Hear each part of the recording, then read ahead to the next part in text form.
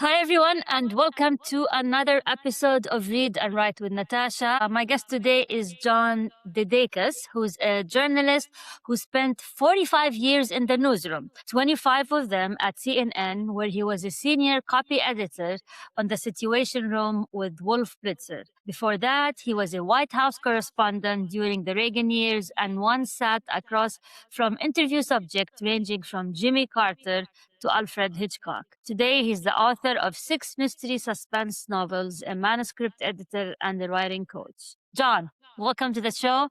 I am so glad to have you here. Thanks, Natasha. Yeah, of course. And I think, John, we connected via LinkedIn and I saw your bio and was like, wow, we have a lot of in common. We both live in Maryland. We're both journalists. We both write books and we both book coaches or writing coaches. So this is great. So, John, so you started as a journalist. You covered the anti-Vietnam War protest. You covered Reagan as a White House correspondent. And then you decided to write a novel one day. Why did you actually pivot to writing this? And did your career as a journalist help you while you were writing fiction? The reason I started writing fiction is that I was working at CNN and they made me an editor.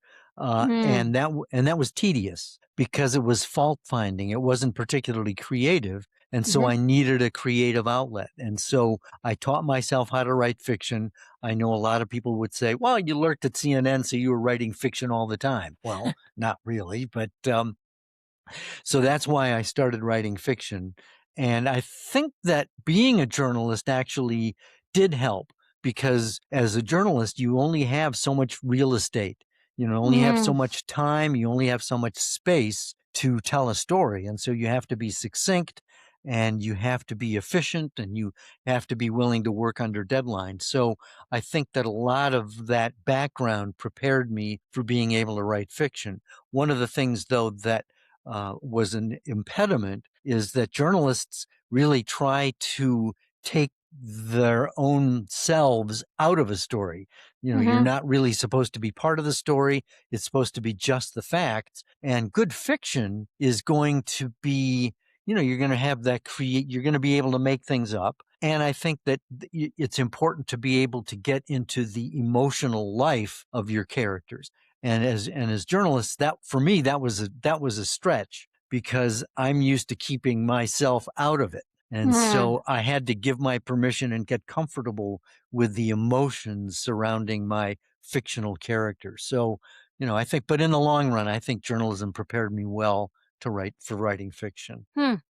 Yeah, it's fascinating because I remember when I started writing fiction, I had a group, a writers group, critique group, and they always used to tell me like your paragraphs as if you're reporting facts. There was no emotions to them. And I would like say this happened and that happened and this happened. And part of me, I think, was like I was subconsciously trained not to show emotions or not to, just to state the facts. Just the facts. Yeah. I struggled with that in the beginning, and then it took me a while to understand that these are two types of writings. And I have.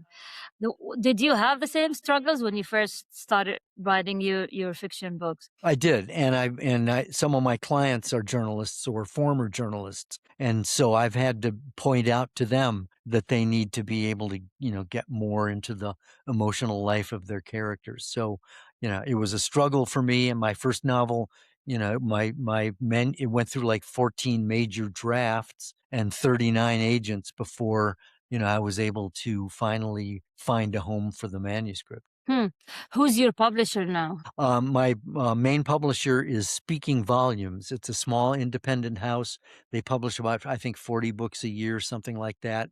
And I'm actually also with Strategic Media Books, but we're in the process of migrating all of my books to Speaking Volumes. Have you ever considered self-publishing to get more control over? I did think about it initially. I mean, it was always in the back pocket, but when I first started writing, it was the mid-90s. And so self-publishing wasn't nearly as well established as it had been. Oops, sounds like a big dog there. So, self-publishing wasn't as well established. So I decided that the first thing I would do would be to try to get an agent. And I realized that was probably the wise approach because, if you're going that way, then it'll bring your writing to a professional level.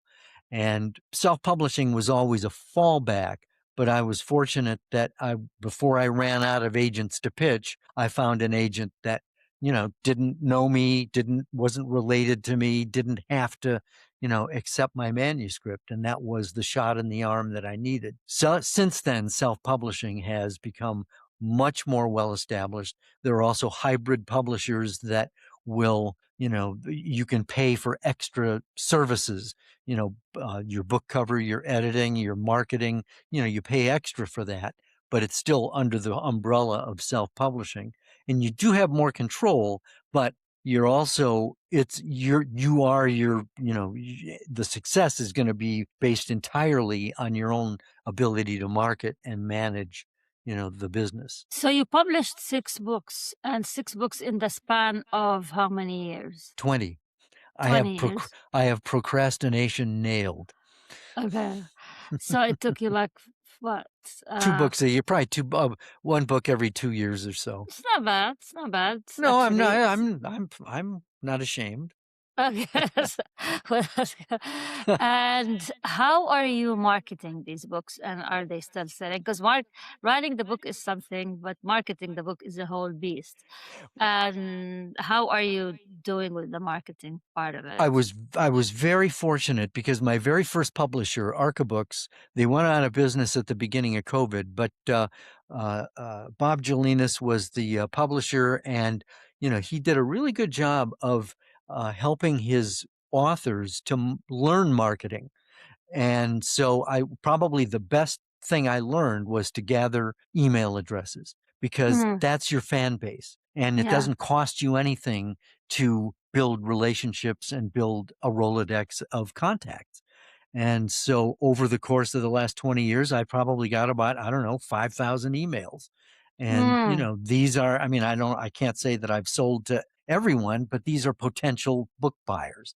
And they're also relationships. But it's also important to have a website because mm, that's your cyber calling card. yeah. And it's important to be on social media. You don't have to be an expert on every, platform that exists, but I'm active on LinkedIn and Facebook. I find that they have tremendous reach, and I find that Facebook especially is very dynamic, and you can build an author page there as well. So that and bookmarks, I think, or business cards, just as, as a way of connecting with people. My books are still in print. All of them since 2005 have been in print. So you take the long view in connecting with people, and it doesn't mean you have to take people by the lapels and say you need to buy my book. It's just a matter of letting people know you've written one, and then it's Mm, up to them. You don't have to convince them. It's not selling, it's telling. yeah.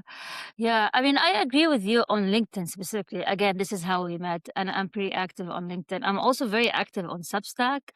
Yeah. Substack is becoming like the place for writers, and I'm getting a lot of traction there. I'm curious about Facebook. Are you talking about an author page, or your like page for friends and family? Both. How are you both? I think I've got 3 pages. I've got an author page, Mm-hmm. a friends of group, and then I've got my personal page. And probably the personal one is the one I use the most because I think that's the most dynamic and the one that I'm able to be most authentically me, because it's, so yeah. That's true. I mean, I get more traction on the friends and family, and I have an author page, and I update it, occasionally. For me, the author page is like dead, and I'm not sure what I'm doing wrong as opposed to other platforms where like they're pretty lively. I don't know. Do you have any tips for using the author page or not really? I don't have any for using the author page because that's not something that I'm particularly adept at using either. The Facebook personal page works for me because, that's where my friends are, and I like things. I engage there. I post periodically, not all the time. I probably am not using it as effectively as I could, but Mm, I think that what makes the difference is if you treat it as if it's a major attempt to just connect with people. And if you mm, can make it authentic as opposed to buy my book, then I think you're yeah. going to have more traction because you're building relationships. So I want to talk a bit about the business side. So you're retired now from your journalism job, correct? Yes, I left CNN in 2013. Okay. And so you do writing full time and coaching, correct? And editing. I do writing, although, as I said, I'm really good at procrastination, but there's writing, there's one on one writing coaching, there's Mm. manuscript editing, and I also teach at writers' conferences and at literary centers and online different classes on how to write a novel or any other aspect of the writing community. Plus, I'm expanding my speaking so that I'm also speaking to groups where people who are dealing with grief, I can help them use writing as a way to heal. So I'm actually trying to branch out beyond the writing community as well. That's great. So, one of the challenges that I have as a business or as an authorpreneur, as they call us, Ooh, yeah. is because we publish books and we know book, if you are Stephen King, great, you can make a lot of money. But if not, the royalties that you get from the book is they're not gonna pay all of your bills. They're gonna pay This is some of not your it's bills. not a it's not a get It's rich not a quick good scheme. good scheme, yeah. Yeah. So we have to supplement with other stuff. So for me, I think the issue, which is getting better and better the more I do it, is having a consistent stream of clients Yeah. that that you can sustain kind of this creative life where you write on the side and teaching helps you pay the bill so that you can continue writing the site, right? So how do you get how are you see how do people find you? How they discover you? What is your strategy for getting clients, getting speaking engagement, teaching gigs, all of that? Oh my. Excellent question. Probably probably the best thing has been having a website. And Mm, it's my name .com, johndedeikas.com, DEDAKIS.com. okay. And so, everything, events, speaking, books, all of those things are right there. As far as getting speaking gigs, a lot of it is just word of mouth and, talking to the people who are already part of my life and seeing if they have leads on people that I can, talk to, meet, and discuss how I might be supportive of their particular organization. Um, and as far as getting editing, I'm not actively seeking clients, but they're coming to me through word of Mm. mouth. And so, and in many cases, it's repeat clients. So it usually works out that there's a steady stream of people that are just a logical extension of the relationships that I have. You And have a you have a podcast, right? I do. I've cut Okay. back on it. I've cut back on it only because I only have time to do so many things, Yeah. and I've never really tried to monetize it. It's on YouTube, but I do it just because I'm a curious person. I like to talk and interview other people and engage them and go deep, and so I still do that, but it's not as much as I had been doing when COVID hit, when I first started doing it. I was doing it maybe Mm. once or twice a week. It's now, maybe once a month or so. And how do you feel? Do you think that the podcast is a must for all authors? Is it really good for their author brand? How did it help your author brand having a podcast? I'm not sure that it has. I mean, it might. There's a great platform called Podmatch. .com, and that's whether you're a podcaster or if you want to be a guest. It's not very expensive. It's like $30 a month, and it's a great place to either get guests for your podcast or to be a guest on a podcast to promote your books or your services or whatever. So, I find that that's a pretty good platform. Yeah, I'm on it as well on both sides, and I get a lot of pitches. It's like Yeah. I can't keep up. But I think the best part of this platform is that they actually pay the podcasters. They do, and Uh, I'm they not do. really I'm not on the platform to get guests. I'm Yeah. on the podcast to be interviewed. And Mhm. again, it's the interviews like this one, and I appreciate your taking the time to do Yeah. this because, I'm widening the net. I mean, Yeah. people who are within your sphere of influence aren't within mine. And so, you've basically invited me to, you're introducing me to the people who follow you. And, Yeah, correct. maybe someone is interested in, hiring me to be their coach, or might be interested in reading one of my books, or both, or not. I'll be fine. I'll be fine Yeah. if whatever happens. Okay. So you coach people, right? And what are the main things that you think people struggle with that you try to help them with? Ooh, a lot of what I do is hold hands. I think people need that encouragement. There, we, I think writers especially can be very self-critical. It's not good enough. We're not good enough. How should I go about doing this? Fear of making mistakes or failure. And so a lot of times I'm just offering encouragement. And that's, I think, probably one of my core motivations in life is to be able to encourage people. So that's probably fundamental, job one. And then it's just a matter of responding to whatever questions they've got about publishing or writing. Or if I'm, reading one of their manuscripts or some of their pages, I'm able to give more deep dive, specific, granular kinds of feedback based on what I know about writing and what I know about the industry and about the marketplace. So are you writing more books after your 6 books now? I haven't given up. Book 7 is a work in progress. I'm in procrastination mode, Okay. which has probably been for the last 6 months. My wife and I have been working on it together. We've got 6 chapters done, but I'm not feeling it. I need to go back and probably start over. But I do have a memoir that's coming out at the Hmm. end of the summer of 2026. The working title is Plot Twists, a memoir on writing and living. And it Hmm. basically chronicles the pivotal moments in my life that have brought me to where I am. So it talks about writing, and it also talks about living, because I think that there were some really stupid decisions that I made as a youth. And so part of that book is just sort of a struggle to regain some integrity, some personal integrity, and dealing with the personal losses that I've experienced. The suicide of my sister, the death of my son. And so Hmm. those kinds of experiences have fueled, have influenced my life and have contributed to the writing I do and now the speaking and teaching that I do. So it Hmm. all comes together. I'm so sorry to hear about what you went through.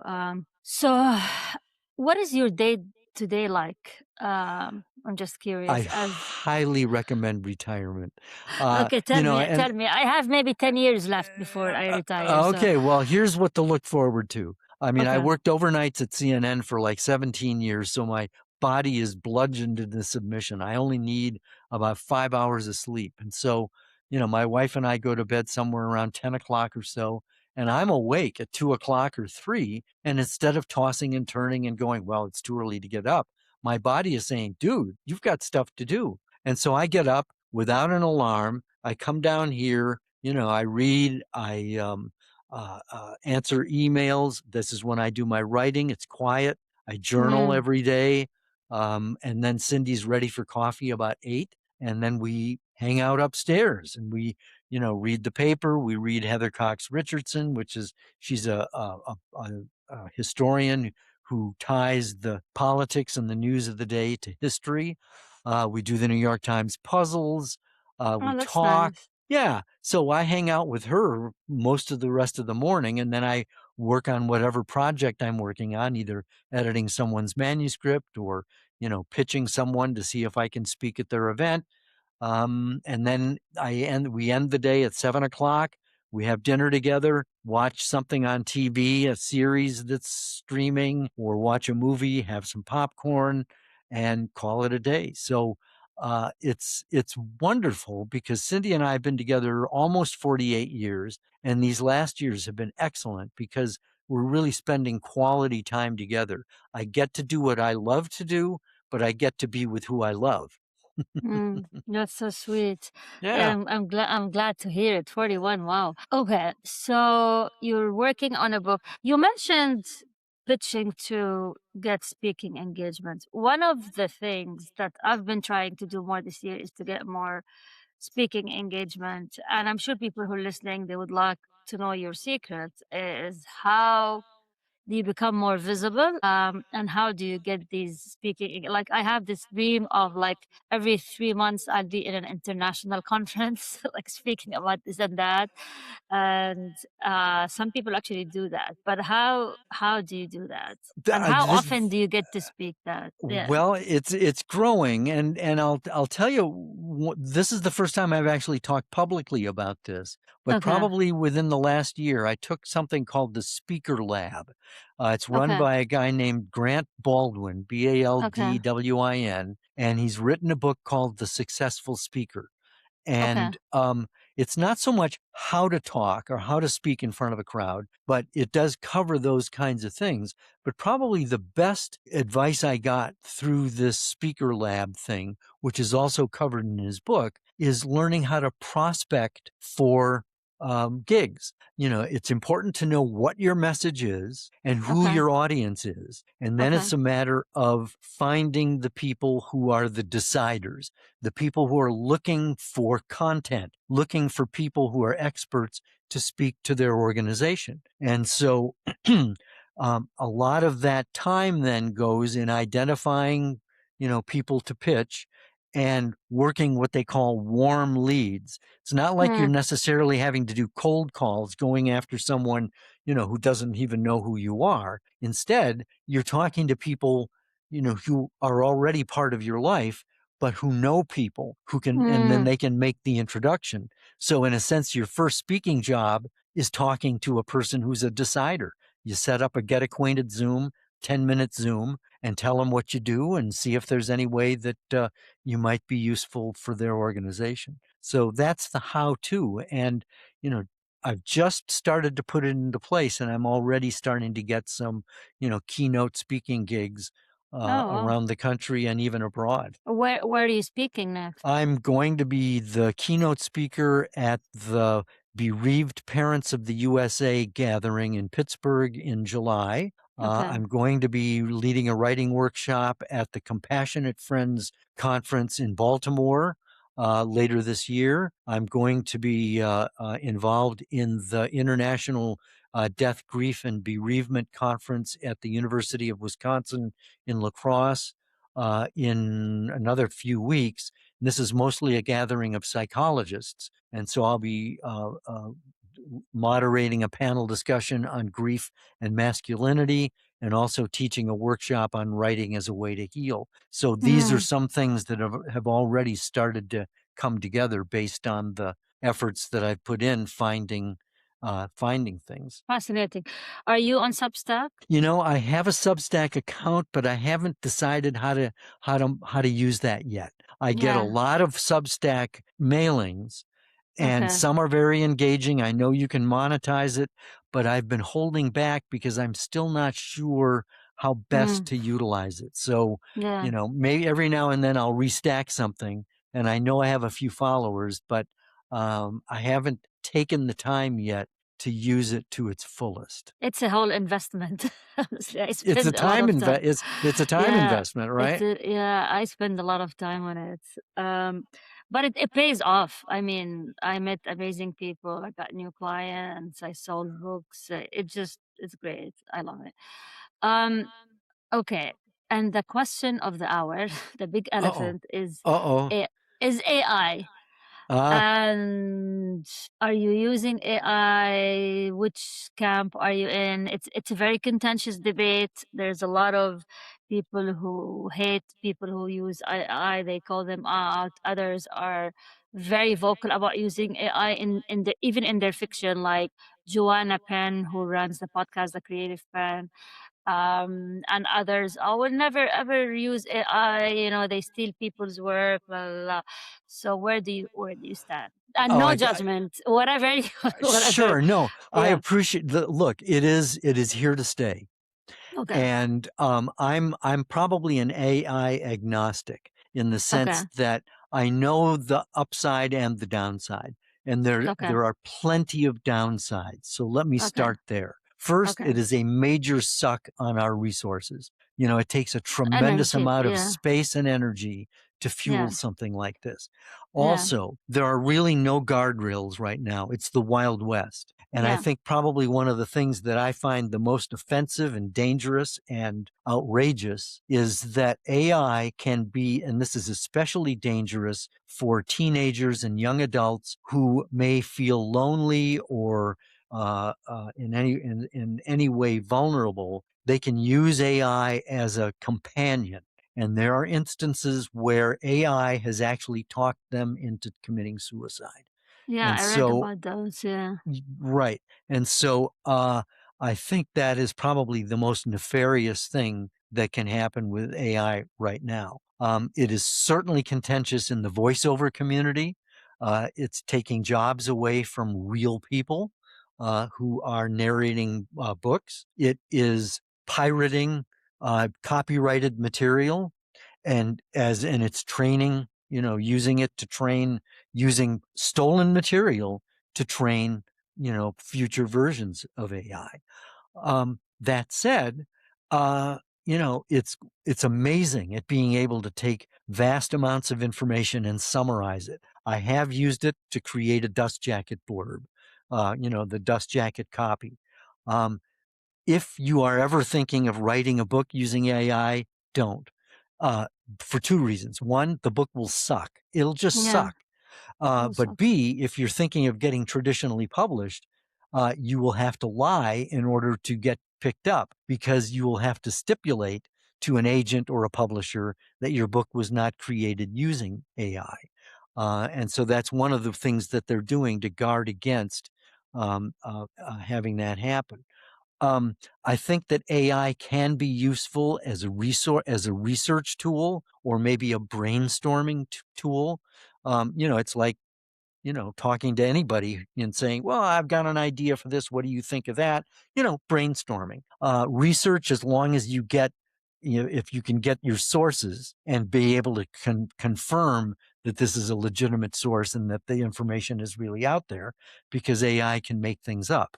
And so it can be a useful tool, but it doesn't know you. It's not you. And so the creativity, the creative part of being a writer, I think needs to come from you, because only you can really draw from the personal, intimate experiences that you've had that dwell in your subconscious, that when you write, you're able to access.